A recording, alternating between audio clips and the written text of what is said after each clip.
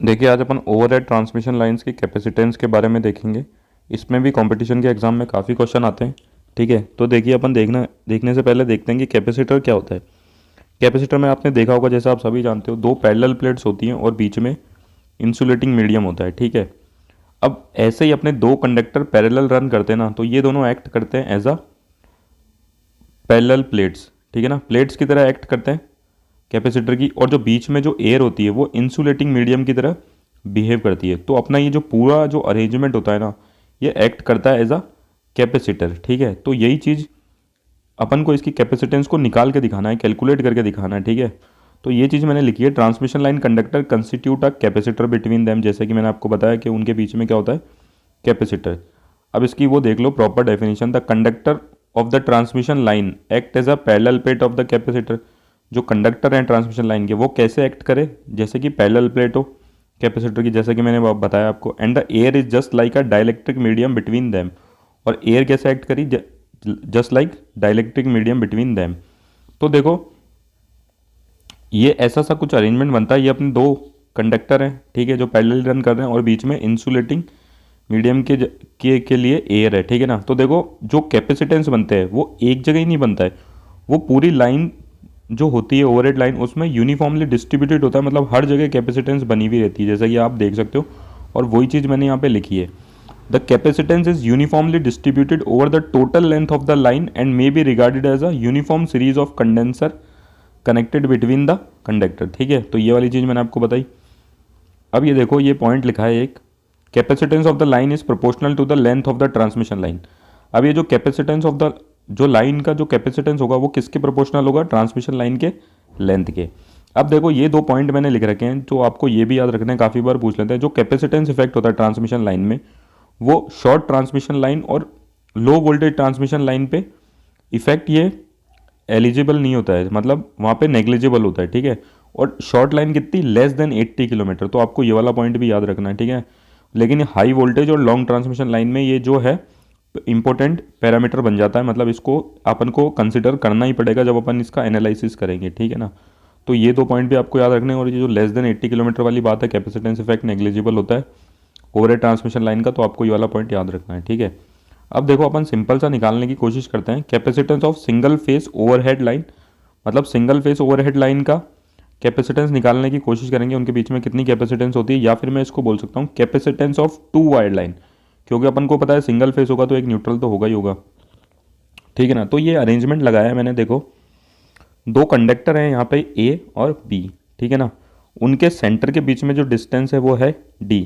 अब और जैसे कि अपन ने देखा है कि दो कंडक्टर है तो उनके बीच में कैपेसिटेंस भी होगी, तो जो कैपेसिटेंस है वो कितनी हो गई, सी ए बी। ठीक है ना, अब अब जो ये डिस्टेंस है ना, ये ग्रेटर देन है किससे, इन कंडक्टर के रेडियस से। ठीक है, ये भी बात आपको याद रखनी होती है कि ये जो डिस्टेंस डी है वो कंडक्टर के रेडियस आर से बहुत ही ज़्यादा ग्रेटर है। क्यों, क्योंकि ये वाली चीज़ इसलिए बोलती जाती है क्योंकि जो इसके चार्ज डिस्ट्रीब्यूशन है ना, ये पॉजिटिव है ये नेगेटिव है। अगर ये ज़्यादा पास पास रहेंगे ना, तो ये जो चार्ज डेंसिटी है वो उसको यूनिफॉर्मली डिस्ट्रीब्यूटेड नहीं रहने देंगे, क्योंकि अगर ये नेगेटिव है तो सारे पॉजिटिव यहाँ जमा हो जाएंगे, और अगर ये पॉजिटिव है तो सारे नेगेटिव यहाँ जमा हो जाएंगे। लेकिन इस इफेक्ट को अपन ने हटा ही दिया अपनी कहानी से, अपन ने सीधा सीधा बोल दिया जो डिस्टेंस है वो बहुत ही ज़्यादा बड़ा है किससे, इसके रेडियस से। तो ऐसा कुछ होने वाला नहीं है, और अपन ने इसीलिए ये अज्यूम कर लिया कि जो चार्ज है वो एक्सिस पे है, या फिर मैं बोल दूँ सेंटर पे है। तो यही सारी चीज़ें मैंने यहाँ पे लिखी है, मैं आपको बता देता हूँ पढ़ के। Consider a single phase overhead line with two parallel conductor each of radius r metre place as distance d metre in air. ठीक है ना, assume that d is very very greater than r. ठीक है ना, तो ये वो चीज़ मैंने यहाँ पे लिख भी दी। Density of charge on one conductor is practically unaffected by other. जैसे कि मैंने बोला था, जो डेंसिटी है चार्ज की वो अनअफेक्टेड रहे दूसरे दूसरे कंडक्टर की के चार्ज की वजह से, है ना। और जो charge uniformly through out the length, और चार्ज का जो डिस्ट्रीब्यूशन है वो यूनिफॉर्म और थ्रू आउट द लेंथ। ठीक है ना, फिर ये चीज़ मैंने फिर से लिखी, uniformly distributed charge on a conductor act as tho it is concentrated on the conductor axis. जैसे कि मैंने बताया, चार्ज को अपन ने कहाँ मान लिया कि वो कहाँ है, एक्सिस पे। ठीक है ना, तो देखो अपन डेरिवेशन करते हैं। ठीक है, इसका तो मैं आपको यहाँ पे वापस से मैंने ये डायग्राम बनाया है, तो मैं आपको बताता हूँ कि सबसे पहले जो डेरिवेशन है अपन ने देखा होगा Q equals to C V, है ना। तो C इक्वल्स टू क्या हो जाएगा, Q अपॉन V। मैं आपको ये बता दूँ यहाँ पे फॉर्मूला, ये फॉर्मूला बता दूँ, एक मिनट।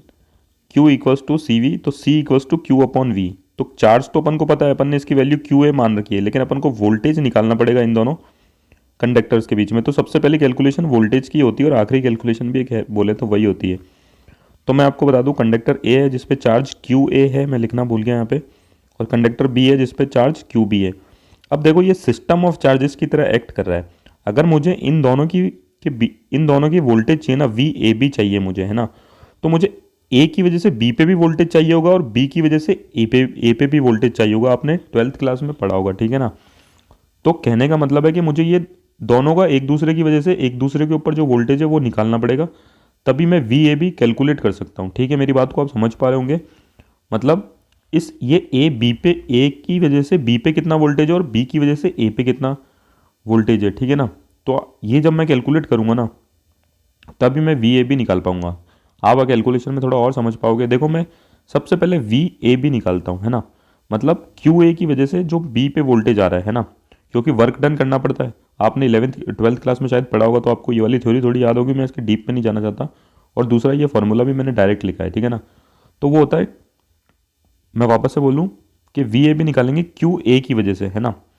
तो देखो फॉर्मूला क्या होता है, Q A upon 2 pi epsilon, ठीक है, L N natural log D upon R. D मतलब distance between both conductor and radius of the conductor, ठीक है। तो ये वी ए बी हो गया किसकी वजह से, क्यू ए की वजह से।